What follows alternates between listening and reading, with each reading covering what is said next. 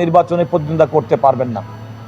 আমাদের সিনিয়র আহসানুল করিম এবং আমরা আদালতকে দেখেছি যে প্রকৃতপক্ষে মিডিয়া এবং বাইরে যে ধরনের প্রচারণা করা হয় সেটি সম্পূর্ণ সত্য নয় এবং সেটা অতিরঞ্জিতভাবে বলা হয়। আর ব্যাংকের সঙ্গে একজন গ্রাহকের যে সম্পর্ক, সেই সম্পর্কের ভিত্তিতে ব্যাংকের সঙ্গে তাদের দেনা পাওনার বিষয়ে সমঝোতা হয়েছে এবং তারা ঋণখেলাপি নন। আমাদের এই বক্তব্য আদালত গ্রহণ করেছেন।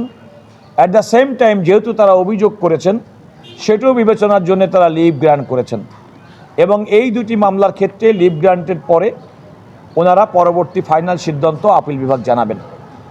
এখন বলা যেতে পারে যে জনাব আসলাম চৌধুরী এবং সরওয়ার আলমগীর বিএনপির দুইজন ধানের শীষের প্রার্থী আসন্ন ত্রয়োদশ জাতীয় সংসদ নির্বাচন, যেটি 12ই ফেব্রুয়ারি অনুষ্ঠিত হবে, আজকে থেকে মাত্র কদিন বাদে তাদের নির্বাচনে প্রতিদ্বন্দ্বিতা করতে কোনো আইনগত বাধা নেই। দেশের সর্বোচ্চ আদালত আপিল বিভাগ, সুপ্রিম কোর্টের আপিল বিভাগ কর্তৃক আজকের এই আদেশের পরে তাদের বিরুদ্ধে তাদের প্রতিদ্বন্দ্বী জামাতের প্রার্থীদের আনা অভিযোগ এবং সেই অভিযোগে তাদের নির্বাচনে প্রতিদ্বন্দ্বী থেকে সরে রাখার যে কৌশল, সেটা আর কাজ করলো না বলে আমরা মনে করি। আপিল বিভাগের এই আদেশের পরে তাদের নির্বাচনে প্রতিদ্বন্দ্বিতার পথ একেবারে সুগম হয়ে গেল। আরেকজন আপনারা জানেন যে শেরপুর 3 আসনের জনাব ফাহিম চৌধুরী তিনি একজন অস্ট্রেলিয়ান নাগরিক ছিলেন।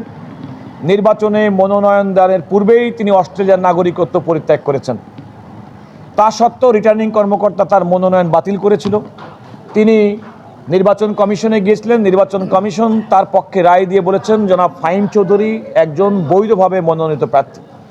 এখানে একটি কথা বলা দরকার, অনেক সময় বাইরে খুব ঢালাওভাবে অভিযোগ করা হয় দ্বৈত নাগরিক। আমাদের